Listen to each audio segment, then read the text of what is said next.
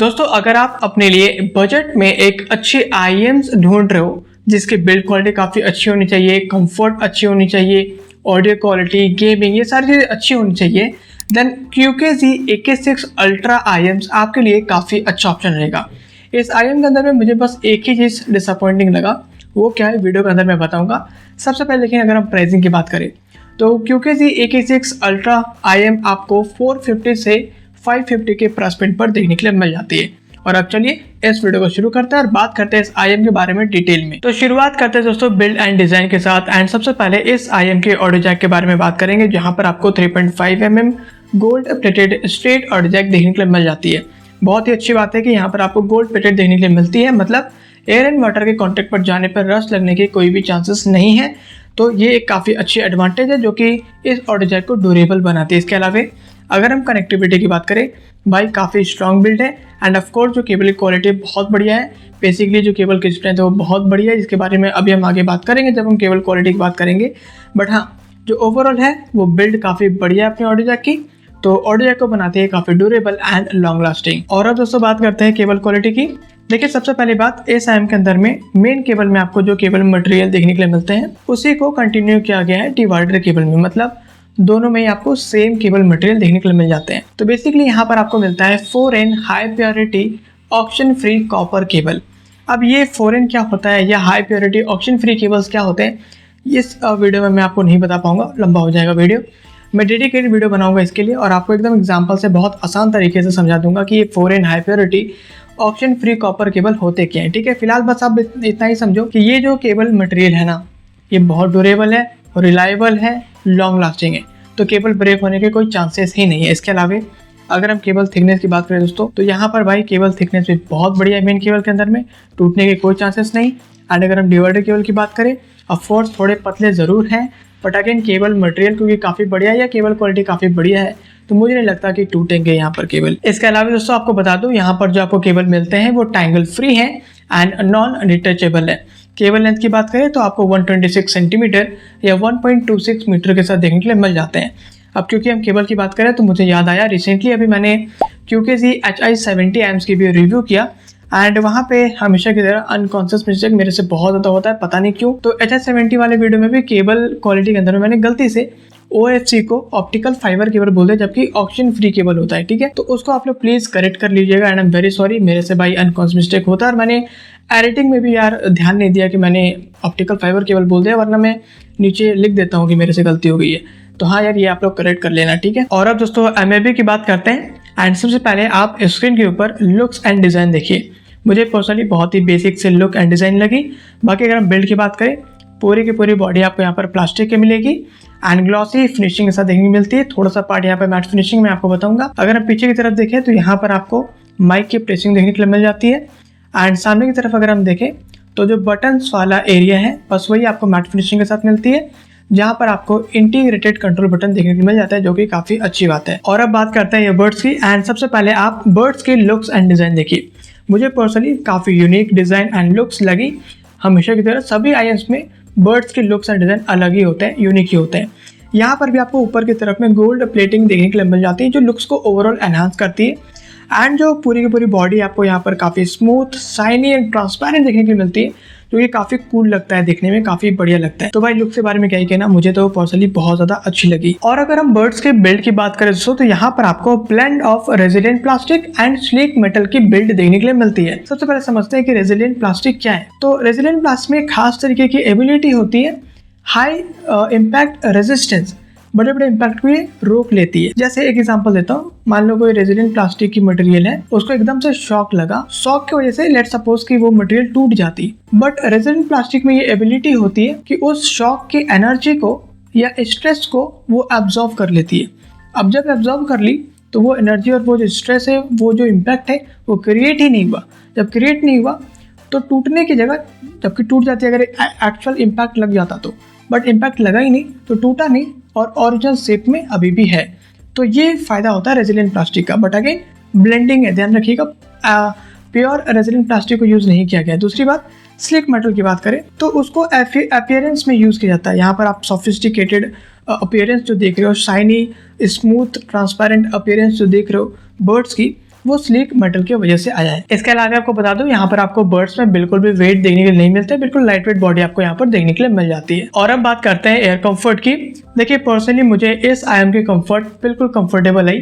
Long time में कोई भी ईयरएग जैसे कोई भी इशू देखने के लिए नहीं मिलते हैं, तो काफ़ी बढ़िया कंफर्ट आपको इसमें देखने को मिल जाते हैं। आपको बता दूं वैसे यहाँ पर आपको एंगुलर नोजल देखने के लिए मिल जाते हैं, जो कि आपके ईयर्स में काफी बढ़िया फिटिंग देती है। इसके अलावा आपको यहाँ पर स्पोर्ट फिटिंग भी देखने के लिए मिल जाती है। आप जैसा कि देख पा रहे होंगे, जो बर्ड्स है उसके ऊपर की तरफ में एक ईयर हुक टाइप्स डिजाइन आपको देखने के लिए मिल रहे होंगे केबल के अंदर में, वो आपको हेल्प करती है स्पोर्ट फिटिंग के अंदर में। एंड क्योंकि फिटिंग ऑलरेडी अच्छी है बर्ड्स की, एंड ये ईयर हुक्स टाइप जो डिजाइन है वो भी आपको हेल्प करती है, तो प्रॉपर आपको स्पोर्ट फिटिंग देखने के लिए मिल जाती है। तो बर्ड्स जो है वो इजीली आपके ईयर से बाहर नहीं आएंगे। इसके अलावा आपको बता दूं, बॉक्स कंटेंट के अंदर में आपको एक pair of non detachable ear hooks देखने के लिए मिल जाता है। उसको आप यूज में ले सकते हो, मैं पर्सनली यूज में ले रहा हूँ, मुझे काफ़ी बढ़िया लग रहा है इसको यूज में लेने के बाद। इसके अलावा जो ईयर टिप्स है उसकी क्वालिटी काफ़ी बढ़िया है, काफ़ी सॉफ्ट है, तो ओवरऑल जो ईयर कंफर्ट है बहुत बढ़िया है इस IM की। और हाँ, इस IM के बॉक्स कंटेंट के अंदर में आपको 2 pair of extra ear tips मिल जाते हैं, स्मॉल एंड लार्ज साइज के साथ।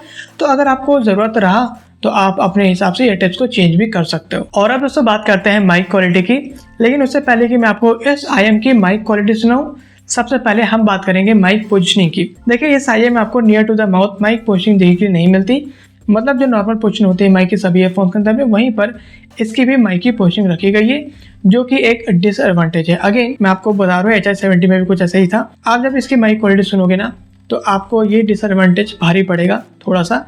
तो चलिए अभी आप इसकी माइक क्वालिटी सुनो background noise and without background noise के साथ, देन मैं आपको मेरा एक्सपीरियंस शेयर करता हूँ। तो अभी आप ये ऑडियो सुन रहे हो QKZ AK6 अल्ट्रा IMs के माइक से, जहाँ पर बैकग्राउंड में बिल्कुल भी नॉइज नहीं है और माइक अपने नॉर्मल पोजीशन पर है। और अब मैंने कर दिया माइक को near to the mouth, background में बिल्कुल भी नॉइज नहीं है, और ऐसे में इस IM की माइक क्वालिटी कैसी है आप सुन सकते हो। और अब बैकग्राउंड में नॉइज है और माइक अपने नॉर्मल पोजीशन पे है, ऐसे में इस IM की माइक क्वालिटी कैसी है आप सुन सकते हो। और अब बैकग्राउंड में नॉइज है और mic near to the mouth है, ऐसे में इस IM की माइक क्वालिटी कैसी है आप सुन सकते हो। तो जैसा कि दोस्तों अभी आपने इस IM की माइक क्वालिटी सुना, और अब मैं आपको अगर मेरा एक्सपीरियंस शेयर करूँ, देखो पर्सनली मुझे इस IM की माइक क्वालिटी एवरेज लगी। ना तो मैं बहुत ज़्यादा अच्छा बोलूँगा, ना तो मैं बहुत ज़्यादा बुरा बोलूँगा। अब ऐसा क्यों है, रीज़न समझिए।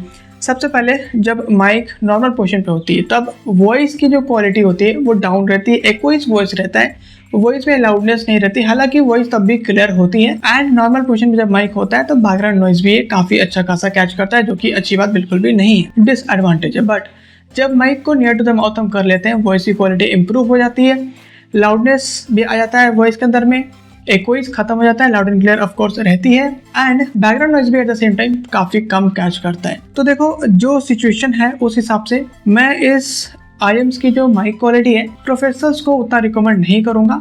बाकी अगर आप नॉर्मली यूज करते हो, लाइक अपनी फैमिलीज वगैरह से बात करना कॉल में, तो मैं रिकमेंड करता हूँ। वैसे एक चीज और बोलूंगा यहाँ पे, ठीक है, क्योंकि इस IM के अंदर में बॉक्स कंटेंट में आपको एक केबल क्लिप और कॉलर क्लिप भी देखने के लिए मिल जाती है, तो आप उसको यूज में ले सकते हो। और अगर आप उसको क्लिप करोगे अपने शर्ट में या कॉलर में, देन माइक आप near to the mouth always रख सकते हो। ये एक जुगाड़ टाइप का हालांकि होगा। देखो built in near to the mouth होना और जुगाड़ लगा के माउथ के क्लोज माइक को करना, दोनों में डिफरेंस होता है, क्वालिटी में डिफरेंस आ जाता है। तो हाँ, लेकिन आप कर सकते हो, ठीक है। तो ये मैंने आपको बता दिया। बाकी मेरे साइड से देखो प्रोफेशनल्स को उतना रिकमेंड नहीं करूंगा मैं, जो लोग ऑफिस कॉल्स में या फिर प्रोफेशनली माइक को यूज करते हैं उनको रिकमेंड नहीं करूंगा, लेकिन अगर आप नॉर्मली यूज करते हो देन मेरे साइड से रिकमेंडेड रहेगा। और अब ऑडियो क्वालिटी की बात करते हैं दोस्तों, एंड सबसे पहले अगर हम ड्राइवर साइज की बात करें तो इस IM में आपको 10 mm की डायनेमिक ड्राइवर देखने के लिए मिल जाते हैं। एंड अब एक्चुअल ऑडियो क्वालिटी की बात करते हैं। सबसे पहले अगर हम बेस की बात करें, इस IM में आपको बहुत ही प्यारी सी पंची बेस देखने के लिए मिल जाती है। पर्सनली मुझे बेस इसकी बहुत ज़्यादा पसंद आई है। एंड हाँ, ट्रेबल्स की अगर बात करें भाई, बहुत ही बढ़िया क्लियर ट्रेबल्स मिलते हैं, बिल्कुल नेचुरल। तो ट्रेबल्स भी मुझे बहुत पसंद आए हैं। वोकल्स भी इस IM के अंदर में आपको बहुत ही बढ़िया देखने को मिलेगी। अगर हम बात करें दोस्तों क्लैरिटी की, देखो क्लैरिटी मैं बोलूँगा लो है, या यूँ कहूँ कि ऑडियो में कहीं ना कहीं क्लैरिटी मिक्सअप हो जाती है। मतलब ऊपर ऊपर के साउंड इंस्ट्रूमेंट तो आपको क्लियरली सुनाई देंगे, बट डीप साउंड इंस्ट्रूमेंट जो है ना, वो बहुत ही लो एम्पलीट्यूड में आपको सुनाई देंगे।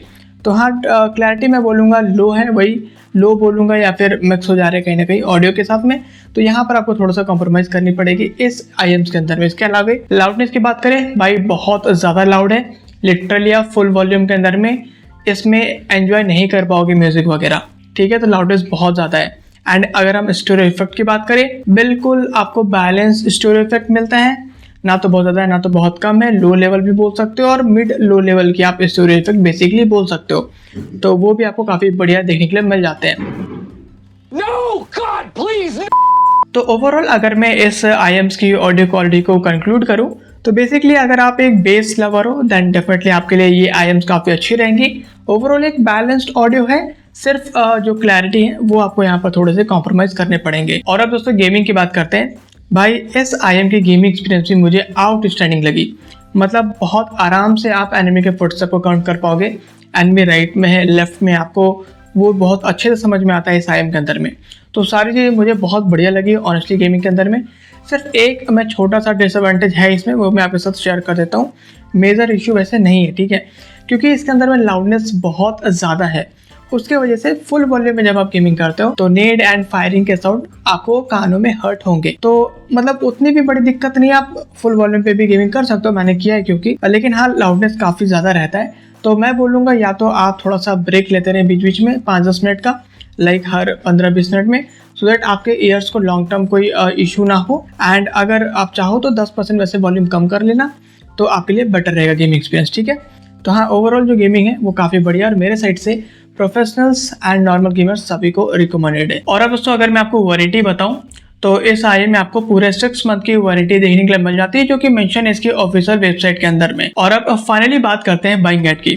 देखिए पर्सनली मुझे ऐसा लगता है कि इस IEM के अंदर में सिर्फ एक ही चीज़ ऐसी है जो कि डिसअपॉइंटिंग, और वो है इसके माइक क्वालिटी। वो भी अगर mic near to the mouth होती यार तो मज़ा आ जाता। खैर उसके अलावा अगर हम बात करें, बिल्ड बहुत ही बढ़िया, कंफर्ट बहुत ही बढ़िया, ऑडियो क्वालिटी बहुत ही बढ़िया, बेस लेवल्स के लिए काफ़ी अच्छा रहेगा, हाई रेजोल्यूशन ऑडियो आपको मिलता है। ओवरऑल एक्सपीरियंस ऑडियो क्वालिटी की भाई सुपर है, बहुत मज़ेदार है।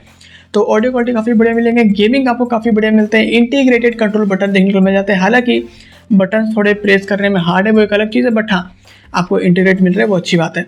इसके अलावा आपको 6 मंथ की वारंटी मिल जाती है। हालांकि यहाँ पे भी अगर 1 ईयर की वारंटी होती तो काफ़ी बढ़िया रहता। तो ओवरऑल मुझे लगता है कि काफ़ी अच्छा ऑप्शन है, आप सब इसको कंसिडर कर सकते हो। सिर्फ अगर आपको माइक प्रोफेशनली यूज़ नहीं करना है देन आप इसको कंसिडर कीजिए। एंड थोड़ा सा आप ऑडियो क्वालिटी को अपने हिसाब से देख लीजिए कि आपके अकॉर्डिंग में जो आपकी रिक्वायरमेंट्स ऑडियो क्वालिटी को उस पर ये मैच कर रहा है या नहीं कर रहा है।